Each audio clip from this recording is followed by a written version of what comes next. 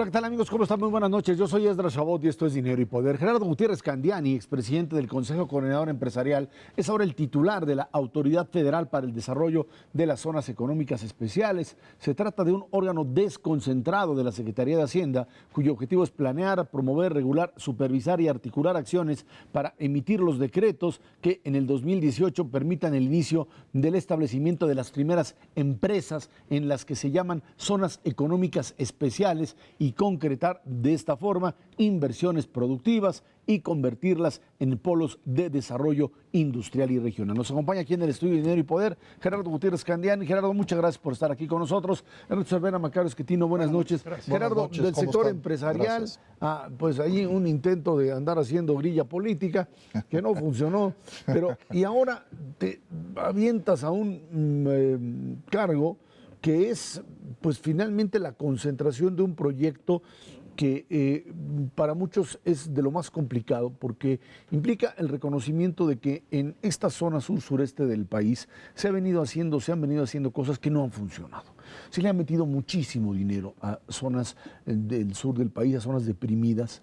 Si uno ve las cifras de las cantidades de dinero que se le meten a zonas deprimidas y ese dinero termina o en bolsas de gobernadores o en funcionarios o tirado a la basura. Y hoy de lo que se trata es de encontrar un mecanismo que permita articular inversiones, infraestructura, permita romper también cadenas de corrupción y genere esta autoridad central que ahora tú encabezas para poder coordinar y generar esto, un nuevo modelo de desarrollo económico en zonas que definitivamente hoy no tienen capacidad de crecer en el esquema actual. ¿Cómo le vas a hacer? Muy buenas noches, gracias por invitarme. Sí, como tú bien dijiste, es un gran reto. Es un reto donde tenemos que llevar condiciones para el desarrollo, para la inversión, para el empleo, donde no se ha podido hacer durante no nada más décadas, cientos de años. Entonces, y donde tenemos además condiciones bastante complicadas, porque hay problemas de seguridad, hay problemas obviamente, no hay condiciones económicas, tenemos una gran problemática social y política en esos estados. Entonces sí es un gran reto, pero yo creo que sí se puede hacer. Las zonas nos van a permitir generar esas condiciones. Hoy estamos ya trabajando en cómo vamos a delinear los perímetros para poder hacer las zonas económicas. Estamos trabajando ya sobre una identificación de proyectos de infraestructura prioritarios que son básicos para generar condiciones mínimas para la inversión. Estamos platicando con inversionistas tanto nacionales como extranjeros. Estamos tomando las mejores prácticas a nivel mundial de las más de 3,000 zonas económicas que hay en el mundo, donde estamos analizando qué incentivos tenemos que dar para que sea atractivo a la inversión. Y bueno, y al final vamos a tener que hacer en una visión muy clara y muy integral de cómo podemos incluir en todo este proceso, porque yo creo que es importante mencionar que las zonas por lo menos se llevan 30 años en su desarrollo, cómo podemos incluir aquellas comunidades y regiones y poblaciones que van a estar dentro de las zonas o cerca de las zonas y que ellos sean los grandes beneficiados en esta acción, en esta política pública que tiene que ver no nada más con la parte del gobierno, sino también con el compromiso del sector privado. Autoridad, esto que va a hacer me parece, de la mayor importancia para el país entero, pero específicamente para estas entidades. Yo tengo la impresión que la razón por la cual estas entidades no tienen éxito es un problema de gobierno. De manera que creo que la relación con los gobernadores va a ser fundamental para que esto tenga éxito. 3 priistas, 2 perredistas, 1 del Partido Verde, en lugares donde la política es, yo diría, muy rupestre, que muy antigua. Y creo que el trabajo que vas a tener de coordinar los esfuerzos entre el gobierno federal y estos gobernadores es la parte más importante del asunto. Digo, los incentivos y la atracción de empresarios y demás tiene su chiste, pero es secundario comparado con el tema político. ¿Cómo percibes que esto va a ocurrir? ¿Qué posibilidades de éxito ves, considerando que se está acabando el sexenio? Va a ser precisamente el tiempo en el que el presidente tiene otras cosas que pensar. ¿Cómo irlos moviendo en la dirección adecuada a estos gobernadores? Vamos a firmar un convenio de coordinación en los 3 niveles de gobierno, donde va a participar los gobernadores, los municipios y el gobierno de la República a través de este órgano público desconcentrado. Y de ahí, de manera muy clara, además se va a aprobar tanto por los cabildos como por el Congreso estatales. Entonces ahí, de manera muy clara, vamos a poner qué responsabilidades vamos a tener cada uno en cuanto a inversión, en cuanto a infraestructura, en cuanto a promoción, en cuanto a incentivos, etcétera, etcétera. Eso nos va a dar un marco jurídico, legal y de coordinación para poder pues, generar la política pública y las acciones que sean necesarias. Ahora, como tú bien dices, pues sí son gobiernos que durante mucho tiempo pues tienen una lógica muy diferente al centro y al norte de México, pero al final yo he venido ya platicando con la mayoría de gobernadores. Yo creo que ellos también están ávidos de que haya progreso en sus estados y de dar resultados. Al final, todos los problemas sociales que vemos es precisamente por las carencias de oportunidades, de empleo bien remunerado, de inversión, en fin, de condiciones de vida mucho más dignas. Entonces, al final, pues el gobernador que sea, yo creo que tiene un gran interés de generar estas condiciones, ¿no?, más favorables. Y eso es sobre lo que vamos a trabajar, por un lado. Y por el otro lado, esta va a ser un tema federal, es una zona federal. Entonces, de alguna manera, pues todas las condiciones y lo que vamos a hacer nos va a permitir generar la certidumbre jurídica que se necesita para que realmente haya inversión. Gerardo, un elemento adicional pues es evidentemente el sector privado, porque puedes tener la infraestructura y puedes haber generado todo. Si las empresas del sector privado no jalan y dicen, no, pues a final de cuentas yo prefiero quedarme en el centro norte del país, ahí estoy haciendo buen negocio, ¿para qué me voy allá? Es un riesgo enorme. Y una de las cosas fundamentales que buscan, además de la seguridad y la infraestructura, es el capital humano. ¿Hay el capital humano en estas zonas necesario y suficiente para que estas grandes obras de infraestructura empiecen a generar polos verdaderamente sectoriales de desarrollo? No los hay, no las hay.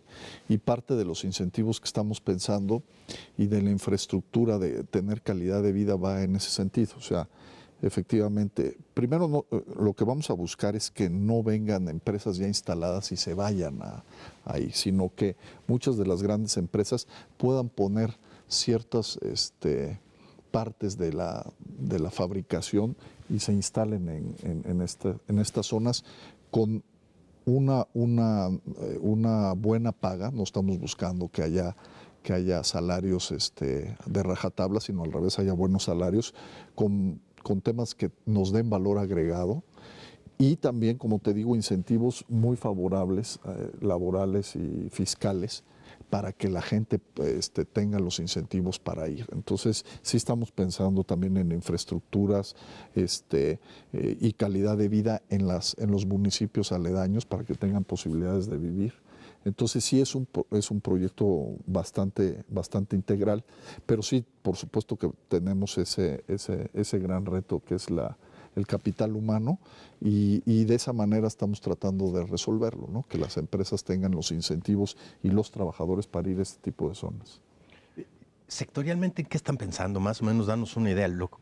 Logística, clústeres de desarrollo, manufactura, sí, agroindustria. Sí, por ejemplo, en la parte de Lázaro Cárdenas estamos pensando, por ejemplo, en valor agregado de la parte minera, la parte logísticamente, pues es la salida de los clústeres automotriz, aeroespacial de todo el Bajío, la parte acerera. Allá hay una empresa importante, ya estamos trabajando en una otra un aumento importante, una inversión muy importante de cerca de 1.3 billones de dólares adicionales para fabricar cosas que en el 80% hoy se están importando, que eso también es relevante comentar. Las zonas económicas tienen una vocación para la exportación y para sustituir e incrementar las cadenas de valor, el contenido nacional. No estamos pensando en que vengan industrias a competir al mercado interno y generando condiciones desfavorables, ¿no? En el mercado. Entonces, ahí tenemos esas vocaciones. En Salina Cruz y Coatzacoalcos, pues está toda la parte de, también puede haber manufactura, tiene que haber petroquímica, química, que ya está y hay un avance importante. En Lázaro Cárdenas también algo de manufactura, agroindustria, pensando también en tu mercado potencial que es Centroamérica. Y obviamente en el 17 tenemos ya la parte de Tabasco y Campeche, esta franja energética. Y en los demás estados, porque son 10 estados, no nada más 7, estamos pensando en algo de nicho, en una zona de nicho. Yo acabo de estar en Yucatán, por ejemplo, y comentando con el gobernador y su gente, le decía que ahí valdría mucho la pena hacer una zona de nicho de I+D, todo lo que tiene que ver con innovación, desarrollo tecnológico, todo lo que tiene que ver con servicios a la exportación, porque ahí sí hay condiciones muy favorables. Ahí sí hay capital humano. Ahí hay capital humano y ahí sí podemos hacer algo muy, muy interesante que no existe en México. Entonces sí vamos a irle buscando estos sectores estratégicos y ventajas comparativas muy claras que tenemos, y yo creo que al final sí vamos a dar muy buenos resultados, eso esperamos. Uno de los problemas en estos estados son los movimientos de las comunidades, casi siempre manipulados por líderes, que han echado a perder proyectos que ya estaban en proceso, los jardines estos para los ventiladores eléctricos, muchas otras cosas. Y esto es precisamente la parte complicada en donde los gobernadores pueden ayudar o no. Esa es la parte que a mí me preocupa, ¿no? Más allá del convenio y todo esto, sí se necesitaría que haya este compromiso político profundo de parte de ellos, porque si no, esto va a ser prácticamente imposible. En Lázaro Cárdenas el tema de seguridad es clave. Yo sigo pensando que Salina Cruz es bien difícil de resolver por problemas logísticos, pero bueno, eso será otra situación. Pero esto de las negociaciones con las comunidades creo que va a ser muy importante. Precisamente no tienen el capital humano necesario como para poderlos incorporar de inmediato, pero sí son manipulables por líderes que van a tratar de conseguir recursos, ¿no? Sí, yo creo que es el gran reto. Lázaro Cárdenas tiene dos grandes retos, la parte de seguridad y la parte sindical, que como tú sabes es muy complicada. Efectivamente, mi tierra y el Istmo, mi tierra es complicada, lo más complicada, y de lo más complicado pues, está el Istmo. Pero ahí, en esa visión integral que comentaba, hay que incluirlos desde un inicio, y yo creo que hay que pensar que todo esto, pues, riqueza que vamos a generar, las comunidades tienen que ir acompañándonos en todo el proceso, y no nada más en una compra de tierra o cualquier cosa, sino tienen que ser los grandes beneficiarios. Y también en el capital humano pensar en un futuro que los hijos y los nietos tienen que ser realmente los que puedan trabajar en estas empresas, siendo los próximos ingenieros, los técnicos o los mismos empresarios. Por supuesto que es una idea muy romántica, pero yo creo que si los incluimos desde un inicio y realmente participan en toda esta generación de progreso y de riqueza, pues habremos avanzado. Y por supuesto nos vamos a topar con los grupos de siempre, que son grupos que se han dedicado al chantaje y a la extorsión, que no permiten que haya progreso, porque precisamente es parte del capital que ellos tienen. Al momento que haya progreso, ellos automáticamente desaparecen. Y bueno, pues ahí sí vamos a tener que trabajar mucho. ¿Hay ya asignado una determinada cantidad de dinero para que esto empiece a operar, o de dónde empieza? Sí, estamos desde la parte de tierra, la parte territorial, ya tenemos un presupuesto. En la parte de infraestructura básica también tenemos ahí cerca de 45 proyectos de inicio, con una inversión aproximada de 16.500 millones de pesos. que la verdad es muy mínimo para todo lo que hay que hacer. Y ahí entra pues la parte de eléctrica, de gasificación, de carreteras, la parte del ferrocarril, que no vamos a hacer nada más que, por ejemplo, modificar, quitarle las curvas, las pendientes para que sea un ferrocarril de más alta velocidad y más eficiente. Hay un poliducto que va de Coatzacoalcos a Salina Cruz, pues en vez de pensar hacer algo, hay que cambiarlo, hay que hacerlo más grande y hay que hacer un gasoducto que permita el desarrollo. Tenemos otro gasoducto que va desde Salina Cruz también a Puerto Chiapas. Era social, ahorita lo estamos cambiando en condiciones para que sea comercial y pueda entrar el sector privado. Ya estamos avanzando para tener una planta de 240 megas de ciclo combinado de gas natural en Puerto Chiapas para que le dé servicio. Los excedentes también ya hemos venido platicando quién se los va a quedar. Entonces vamos a hacer cosas muy básicas, pero de alto impacto y que cuesten poco dinero. Y que esto funcione y funcione rápido. Gerardo Gutiérrez Candiani, titular de la Autoridad Federal para el Desarrollo de estas Zonas Económicas Especiales. Muchas gracias por estar aquí con nosotros. Al revés, muchísimas gracias. Me da gusto saludar a los tres. Gracias. Vámonos a una pausa. Esto es Dinero y Poder.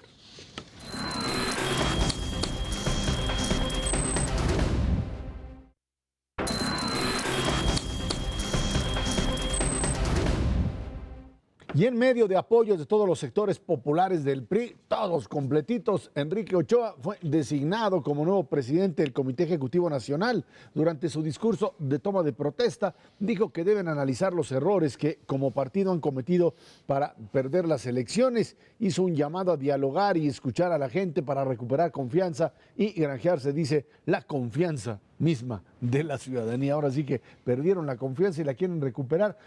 Bueno, un mecanismo muy tradicional, o sea, se fueron por las formas totalmente tradicionales de elección de un candidato o de un presidente del Revolucionario Institucional, que era, pues obviamente lo escogieron allá en la presidencia, finalmente, pues lo nombran, aparece, lo destapan, lo lanzan a medios, dice que sí le interesa, que sí la convocatoria, lanzan la convocatoria, lo apoyan los sectores, por ahí aparecen algunos disidentes que no, que se van a inscribir, se inscribe alguno, algunas críticas allá con respecto a las formas y que no están de acuerdo y ¡bum!, la cargada que termina ungiendo a Enrique Ochoa. Un hombre joven, un hombre vinculado al secretario de Hacienda, sin duda alguna, a Luis Videgaray, un hombre joven bajo el esquema muy, muy claro de que el modelo de los liderazgos del Revolucionario Institucional, liderazgos tradicionales no le funcionaron. O sea, Manlio Fabio Beltrones no funcionó en el entendido de que el resultado electoral de junio fue malo, más allá de que se recuperaran algunas plazas y se perdieran otras, el saldo final es negativo y aquí la decisión es, ¿y ahora qué se hace? Se opta por otro liderazgo tradicional. Creo que ahí la única figura que podía haber sustituido era Emilio Gamboa en el mismo nivel. No se van por eso, buscan una figura joven, sus políticos jóvenes a nivel de pues, gobernadores o de funcionarios, pues la verdad es que han dejado mucho que desear. Hay un verdadero abismo generacional dentro del PRI entre aquellos que tienen capacidad de pues decir tenemos experiencia en el mandato y tenemos formas de alguna manera establecer hechos de experiencia que nos digan hemos hecho las cosas bien y pues un liderazgo joven que tiene que apostar a un interrogante que sería el cómo le hacemos para ganar las elecciones.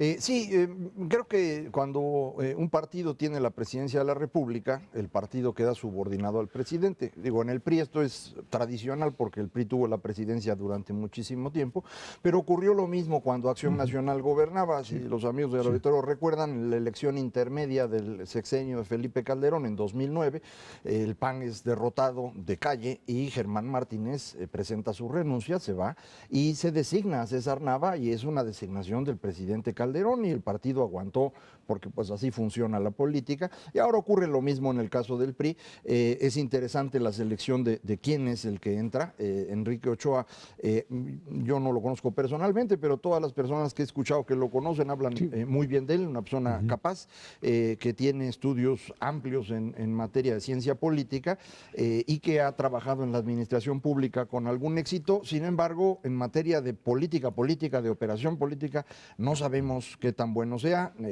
Probablemente el presidente Peña sí tenga una idea más clara al respecto, pero a lo mejor tampoco es tan importante eso, sino que ya está encarrilando Peña Nieto lo que queda del sexenio para tratar de tener una sucesión adecuada. Evidentemente va a tratar de ganar la elección con su partido y su candidato, pero creo que debe estar ya pensando que en el último de los casos, si pierde, que su proyecto no se hunda, y esto creo que también es muy importante. Evidentemente querrá ganar, puede perder, pero no puede perder de forma tal que lo más importante que hizo en su sexenio, que son las reformas estructurales, quedaran en riesgo. Entonces creo que en esa dirección se está moviendo, y lo que va a hacer, ya está muy claro, es no solamente esta sangre joven en el PRI, sino un ataque frontal al tema de la corrupción, algo que pues muchos de los amigos del auditorio lo ven dudoso por el tema de la Casa Blanca y demás, pero pues el ataque contra los gobernadores abusivos es muy claro, y el discurso del mismo Enrique Ochoa es muy claro en contra de la corrupción. Sí, no, yo creo que nadie pone en tela de juicio las capacidades que tiene Enrique Ochoa como un funcionario público. La verdad es que el comportamiento de la CFE vis a vis, por ejemplo, lo que pasó con Pemex durante estos últimos 3 años, es incomparablemente mejor. Habrá que ver sus dotes específicas como político. Tiene una tarea nada fácil, y ya no veamos el 2018, para el 2017 tiene un problemón que se llama Estado de México, en donde va a tener que sacar precisamente esas dotes de político para reconciliar dos fuerzas que ya están muy claras al interior del PRI, que son los peñistas contra los no peñistas, desde la designación del propio candidato o candidata, como se están perfilando las cosas. Ahí va a tener que hacer una tarea de conciliación importante. Es muy difícil que un partido de los grandotes pueda llegar a una elección tan importante y ganarla estando dividido.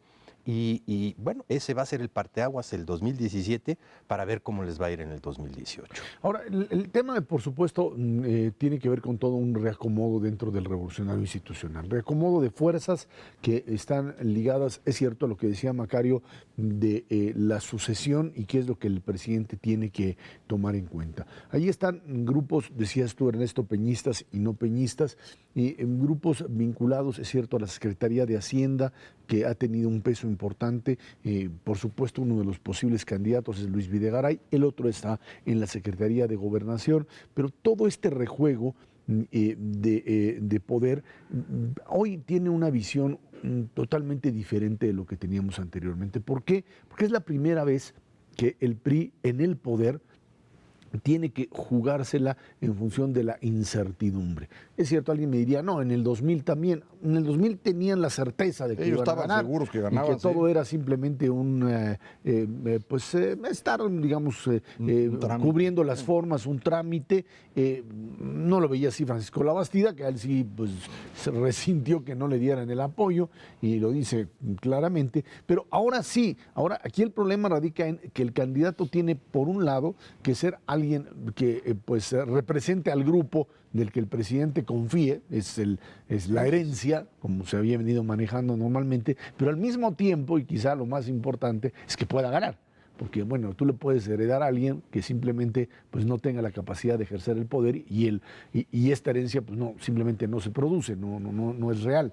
Y ahí es el gran dilema entre darle la opción a alguien que te asegure las espaldas, te asegure la honestidad, si quieres, o la lealtad como tal, y otro que te garantice la posibilidad de ganar y de garantizar el propio proyecto. Yo creo que es muy importante lo que dices. Efectivamente, el PRI en el 2000 no consideraba la posibilidad de perder. Ellos seguramente iban a ganar. De hecho, no se dieron cuenta que habían perdido sino hasta 2006. Es decir, ellos pensaron que les había ganado Fox por puro milagro. Sí, efectivamente, ellos estaban seguros que regresaban en 2006 y que lo de Fox había sido una cuestión, pues, meramente porque el señor se veía extraño y era grandote y sombrerudo y demás. pero ellos suponían que el control del país lo seguían teniendo, y fue hasta 2006 cuando se hunden con Roberto Madrazo que entienden que o se transforman o no sobreviven, logran transformarse razonablemente bien, y esa es la razón por la cual Peña Nieto llega a la presidencia, y ahora enfrentan la primera elección en la que están seguros que tienen que competir y no saben si tienen posibilidades o no. Ellos estaban seguros que les iba a ir bien viendo las elecciones intermedias, pero después del primer domingo de junio de este año cambia todo, y creo que efectivamente el presidente Peña está entendiendo en qué dirección tiene que moverse. Esto no significa que le vaya a ir bien, pero cuando menos está entendiendo que tiene que hacer algo, porque si no va a ser una tragedia para su partido.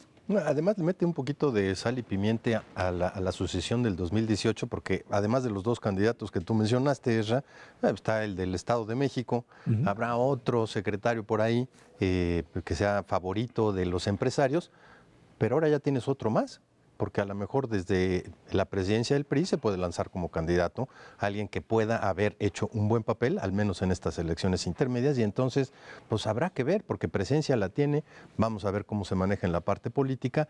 No está nada fácil, a mí me queda muy claro que es una tarea de enfrentar algo en esta posibilidad de diferenciarse, pero al mismo tiempo arropar un proyecto que se está terminando.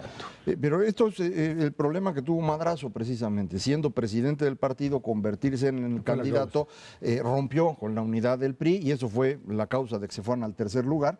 Creo que ahora están en camino a esta posible ruptura, es decir, los no peñistas ya son bastantes y se están organizando, entonces no va a ser fácil. Sí, porque fácil, Manlio no se va a quedar con los brazos cruzados. Yo no sé si está claro siendo considerado en estas cosas o está totalmente fuera, no lo sé. Veremos qué es lo que sucede. Y el otro punto importante, creo, es que los exgobernadores, de verdad, yo entiendo por qué tratan de generar este tipo ahora de mecanismos de protección, porque dadas las condiciones, el discurso del propio Enrique Ochoa y del presidente, se los va a llevar la trompada. O sea, si realmente estamos en condiciones de pensar que el PRI quiere y el presidente quiere retomar el poder, el mensaje es muy claro, y el modelo de control de daños estaría dado sobre gobernadores, fundamentalmente Veracruz, fundamentalmente Quintana Roo, no sé hasta dónde podría llegar en el caso de Chihuahua, pero de establecer pues un ejemplo, digamos, de combate entre los suyos, a lo mejor también para no darle tantos avances sobre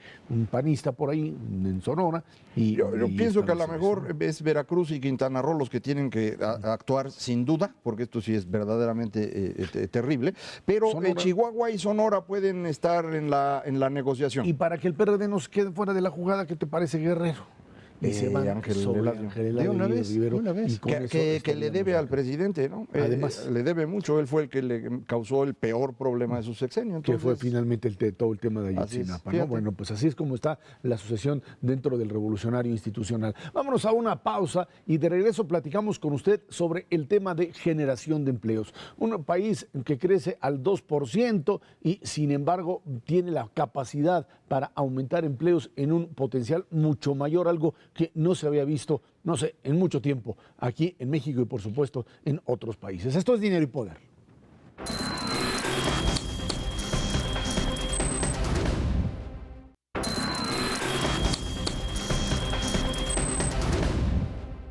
El crecimiento sostenido de la economía del país y un entorno macroeconómico estable, esto en lo que va del sexenio, han impulsado la creación de más de 2 millones de empleos formales. Esta cifra es la mejor desde 1982 y de acuerdo con el gobierno federal es 4 veces mayor a lo reportado en el mismo periodo del gobierno anterior, cuando se crearon casi 500,000 plazas. Aquí el tema que es, digamos, lo novedoso o lo difícil a veces de explicar es, tienes un crecimiento de que del 2%. 2,5. 2,5, y tienes un crecimiento de empleo formal con plazas que la mayoría de ellas son permanentes.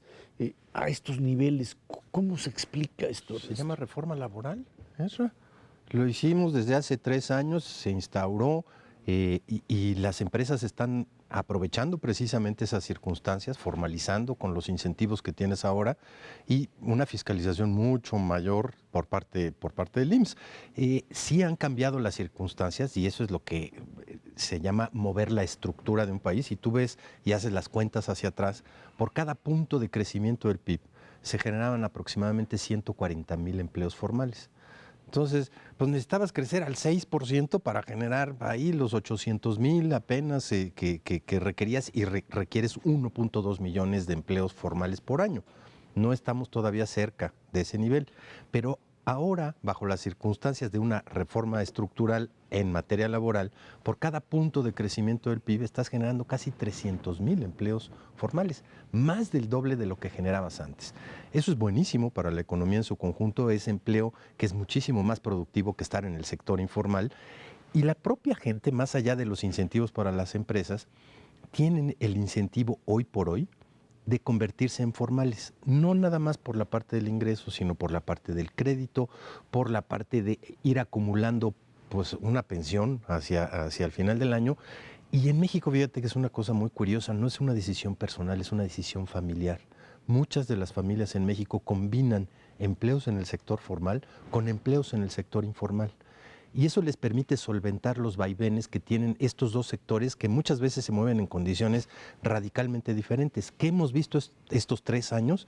Un crecimiento muy sostenido del sector formal, creciendo mucho más allá del 2,5%, y un crecimiento relativamente bajo del sector informal. Para los siguientes 3 años no sabemos, porque la verdad es que el sector industrial a partir del 2016 ha tenido un sentón, pero ahí es en donde las familias compensan. Afortunadamente, yo te diría, este empleo, estamos, repito, lejos de generar el 1.200.000 empleos que requerimos desde el punto de vista demográfico solamente con empleo formal, pero sí le estamos pegando a los 700,000 por año, que es mucho mejor que el promedio que teníamos en sexenios anteriores. Hay que considerar que en los otros sexenios ha ocurrido algo que no ocurrió en este, que es una caída muy significativa de la economía por alguna crisis.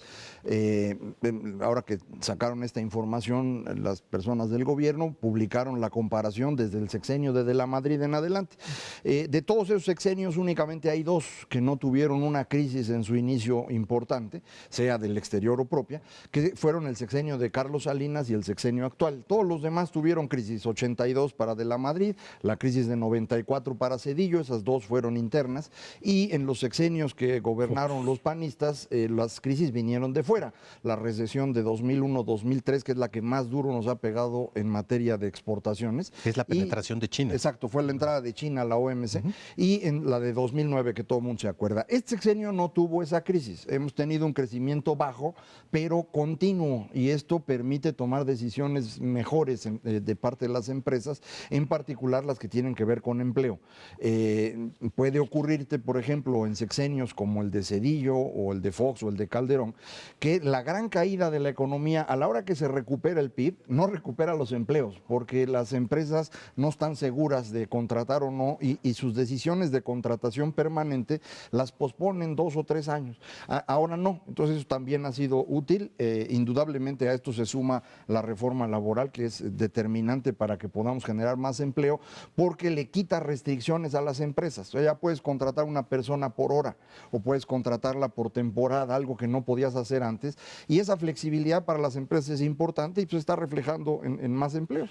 Ahora, tenemos a partir de esta realidad también un aumento dentro de estos empleos formales del salario real. Ese es otro elemento. El elemento aumento del consumo. Tenemos las cifras que se siguen reafirmando mes con mes en lo que son cifras de ANTAD, cifras también de compras de automóviles, distintos elementos que te dicen o te expresan claramente lo que representa esta idea de que si bien el salario real no tiene disparos así impresionantes que uno pudiese decir, bueno, pues se dieron en otra época cuando de repente tenías la posibilidad de elevar el nivel adquisitivo rápidamente para que luego se te desplomara brutalmente, porque era pues este modelo populista que sirve, ¿no? O sea, tú puedes subir el salario real de un día para otro de forma importante. Pues se te cae al día siguiente, mano. Y bueno, no al día siguiente, pues sí al año o a los 2, y bueno, de ahí tienes las caídas.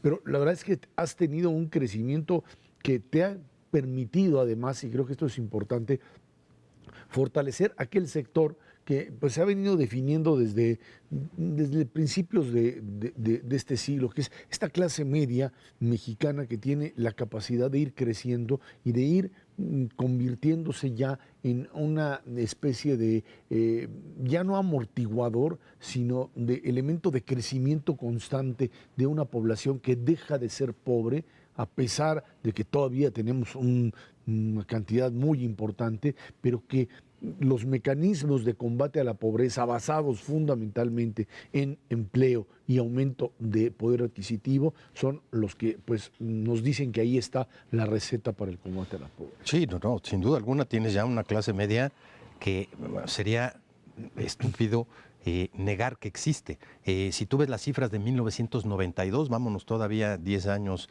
para atrás, el 80% de la población tenía algún grado de pobreza dentro de las familias. Hoy estamos más o menos 45% con algún estadio de pobreza, 55% no. Y 55% del total de familias de este país son más o menos 18 millones de familias con poder adquisitivo. Y ya no nada más es un amortiguador, es un émbolo de crecimiento, no cabe la menor duda, de mercado interno, atractivo para cualquier inversionista, nacional o extranjero. Son más familias que todas las familias juntas de Colombia, Venezuela, Perú y Chile. Entonces es un mercado realmente grandote y atractivo. Como bien lo dices, tiene sus vaivenes y esta parte del salario real es fundamental. Y eso solo se ha logrado pues con dos cosas fundamentalmente, con un incremento pequeñito en la parte de la productividad y desde luego un control inflacionario como no teníamos en los sexenios anteriores. Ese control inflacionario ha permitido que la remuneración media de los trabajadores formales haya crecido de manera muy importante, cercano a 1,5% en promedio por año, y si lo acumulas, pues ya te explica esta parte del crecimiento de los bienes duraderos, fundamentalmente automóviles, electrodomésticos y desde luego también casas. Y de hecho, Coneval mide una cosa que llama el índice de tendencia laboral de la pobreza, que es tratar de ir midiendo los fenómenos asociados a la pobreza de forma más frecuente, porque pues la medición que tenemos de la encuesta de ingreso-gasto es cada 2 años. Entonces ellos lo que hacen es cada trimestre, usando la información de la encuesta de ocupación y empleo, ir estimando qué es lo que le pasa a la pobreza o qué es lo posible. Y lo que ha ocurrido en los últimos prácticamente 2 años es una reducción en la pobreza, una mejora en el índice de tendencia laboral, que muy probablemente ahora que en estos próximos días el Coneval haga ya la evaluación de pobreza formal, pues resulte que hay una pequeña reducción en la pobreza entre 2014 y 2016. Este cambio va a ser interesante, no es que mejore mucho, pero sí un poquito, y tiene que ver precisamente con una inflación baja durante un periodo importante. Ahora, como quiera que sea, comparando con cómo estábamos antes de la recesión de 2009, seguimos peor. Es decir, el mejor momento que vivimos en México fue 2007-2008, y cuando viene el golpe de la gran recesión, pues hemos recuperado niveles de empleo, hemos recuperado el Producto Interno Bruto, pero a nivel de ingreso de las familias seguimos abajo de como estábamos en aquel entonces. Fue un golpe pues bastante considerable. Fíjate, 2008 cayó 4% el salario real, 2009 3%, ahí lleva 7 puntos acumulados de deterioro del salario real. Y los has venido recuperando de a un puntito y medio por año, sí, pero no le has llegado a recuperar lo que tenías precisamente antes de esa crisis. Es que, bueno, ahí sí, para recuperar esto requerirías crecimientos económicos mucho mayores, que no estás ahora en condiciones de hacerlo, o reformas todavía quizá mucho más agresivas para esto que tampoco te es el mismo fenómeno, por ejemplo, en Estados Unidos. Estados Unidos recuperó el tamaño de su economía relativamente rápido, recuperó el empleo más o menos en un periodo más largo, pero el ingreso, sobre todo de la mitad más pobre de los estadounidenses, no se ha recuperado todavía hoy, después de la crisis. Entonces es un fenómeno que dura mucho tiempo. Creo que la gran recesión también ha servido para un cambio en la estructura económica en el mundo, que se refleja precisamente en que China ya no crece, en que muchos países como nosotros o Brasil o Chile estamos teniendo dificultades, ellos peor que nosotros, pero todos la tenemos, precisamente por este cambio de estructura económica que va más orientado a tecnología más elevada, y eso está beneficiando a los países más desarrollados y dentro de ellos a las personas que están en la parte más alta de ingreso. Entonces sí está generándose una mayor desigualdad al interior de los países como resultado de la crisis de 2009, o más bien la crisis detonó un proceso que ya venía desde antes. Perdón. Ahora, ¿qué prefieres? ¿Un modelo de crecimiento que te dé 2,5 a 3% en promedio por año sostenido, O estos modelos anteriores que teníamos en donde crecías años a 6% o a 5% y luego te desplomabas 7, 8%. No te puedes aislar de las crisis internacionales, pero mientras tengas una estructura de mercado interno que te permita crecer cuando menos 1,5 o 2 puntos por arriba de tu principal socio comercial, que es Estados Unidos no va a crecer más de 2,5, 3% por año. Pues yo prefiero, precisamente por la estabilidad del empleo, un modelo que te dé 3,5%, que con las reformas estructurales sí que lo puedes lograr, 1 punto por arriba de lo que veníamos creciendo anteriormente. Vámonos a una pausa y de regreso platicamos con usted sobre el tema de los gobernadores que se van, los gobernadores que siguen generando problemas y que de una u otra manera terminaron saqueando al erario público. Esto es Dinero y Poder.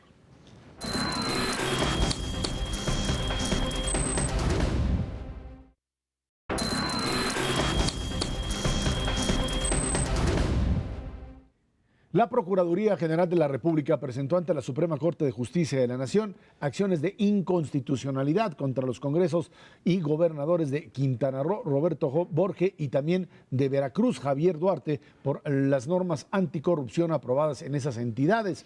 El vocero de la presidencia, Eduardo Sánchez, dijo que por instrucciones del presidente Peña Nieto se presentaron esas acciones para evitar la violación de los principios del Sistema Nacional Anticorrupción. No tienen vergüenza los señores gobernadores. Lo que hicieron fue que una vez que perdieron la gubernatura, primero se pusieron nerviosos, estos dos, fundamentalmente, el señor Duarte y el señor Borge, y de repente empezaron a decir, bueno, no, hay que hacer algo como para tratar de negociar.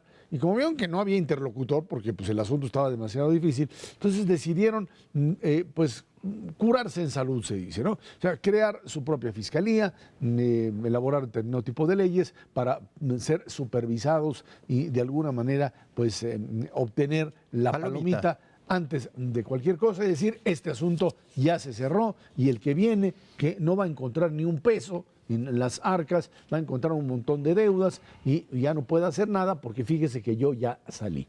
A esos niveles se llegó. Ante esta situación, por supuesto, y pues la imposibilidad de un presidente de la República que ya no puede quitar y poner gobernadores como antes, bueno, pues lo que hizo el vocero del presidente es anunciar que la Procuraduría General de la República directamente presentaría un recurso ante la Suprema Corte para declarar inconstitucional este tipo de medidas por parte de los dos gobernadores, que inmediatamente cuando apareció esto dijeron, ay no, nos equivocamos, quién sabe quién mandó esto, va para atrás en este intento ahora de renegociar esta posición, que yo me imagino que lo que tienen que estar haciendo es ver más o menos cómo le hacen para pues evitar caer en prisión a partir de que termine su mandato. Sí, yo veo difícil que lo logren, pero pues me imagino que estarán intentándolo. De hecho, la estrategia que siguieron para no acabar en la cárcel es inventarse estas fiscalías anticorrupción para que los liberaran de todo problema. Incluso, por ejemplo, el gobernador de Quintana Roo se le ocurrió pues asignarse personal de vigilancia, de seguridad, guaruras, como les decimos tradicionalmente, durante 15 años para él y su familia a cargo del erario, vivan en México o fuera del país. Pues evidentemente un abuso, indudablemente. El caso de Duarte en Veracruz es peor todavía.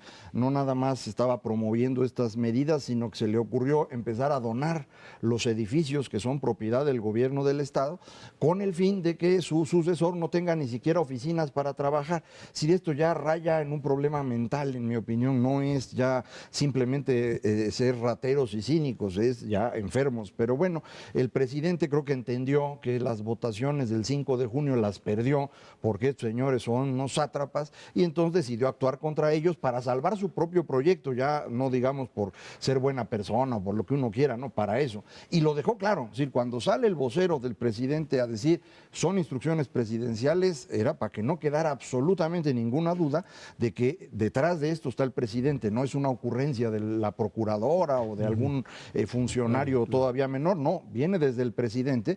Y entonces en Veracruz, que no habían terminado de hacer las medidas, las detuvieron. En Quintana Roo sí ya las habían acabado, ahí sí va a tener que funcionar el asunto de inconstitucionalidad.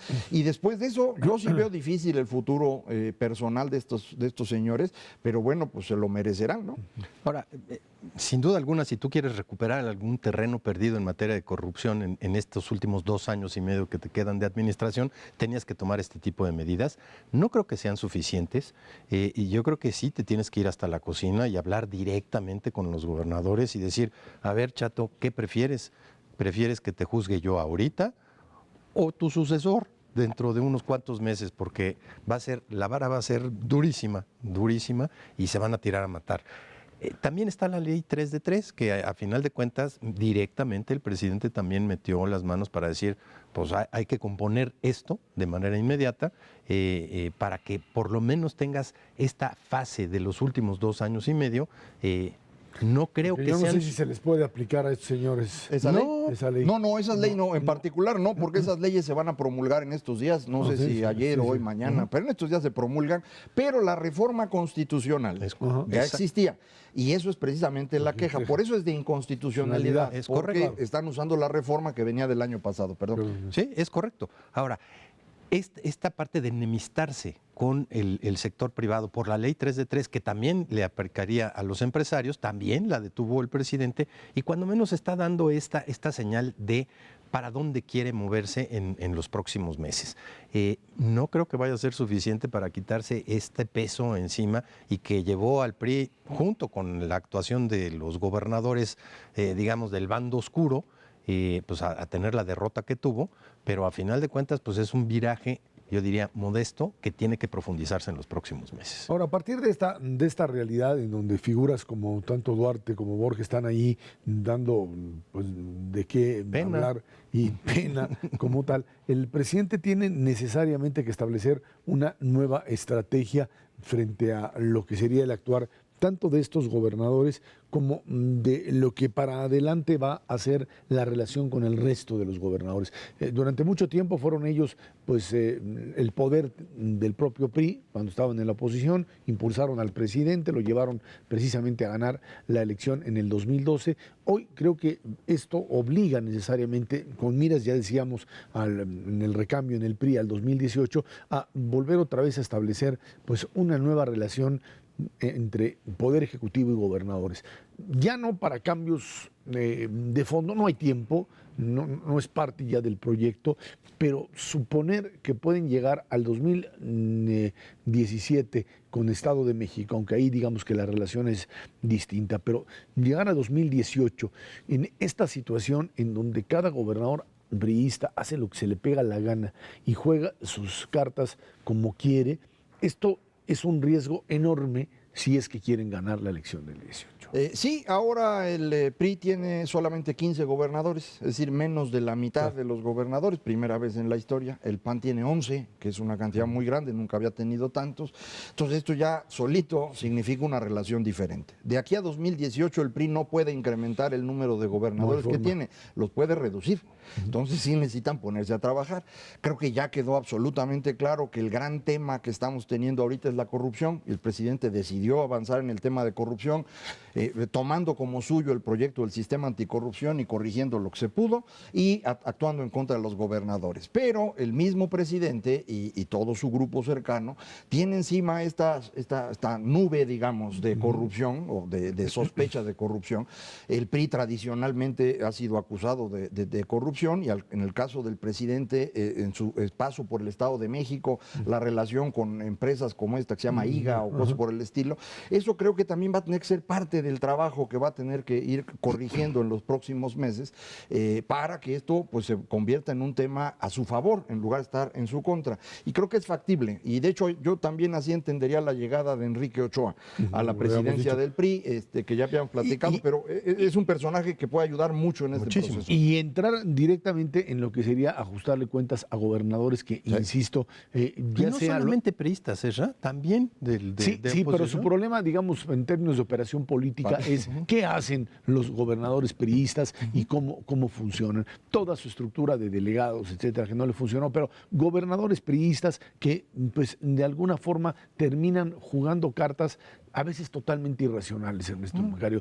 Cartas que no tienen que ver ni con un proyecto distinto, que porque están apoyando a otro, sino porque están jugando o a enriquecerse o simplemente pues a gozar del ejercicio del poder sin más lógica que el mismo ejercicio del poder. Fueron 12 años, todo el sexenio de Fox y todo el sexenio de Hicieron lo que Calderón. quisieron. Hicieron lo que quisieron. Nadie les dijo nada. Nadie. No, no, Bueno, ni había- y la primera mitad de este sexenio y hasta hoy Por nadie eso. les ha dicho nada. Es decir, el presidente en Van México ya 15 no años tiene consecutivos. poder. Desde 97 el presidente no puede controlar a los gobernadores. Lo más que puede hacer es lo que hizo ahora, a través de la Suprema Corte de Justicia, tratar de torcérselos, pero pues no tiene herramientas. No, va a ser muy complicado, la verdad.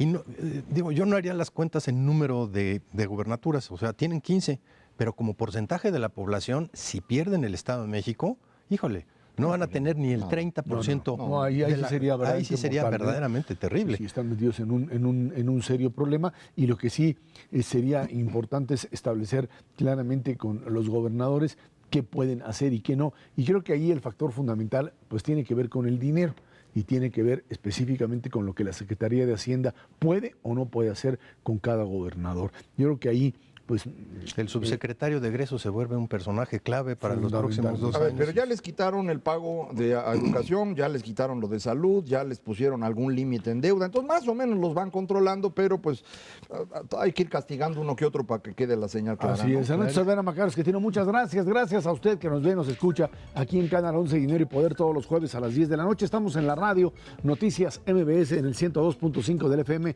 de lunes a viernes de 5 a 7 de la noche. Por nuestra parte, muchas gracias y muy buenas noches.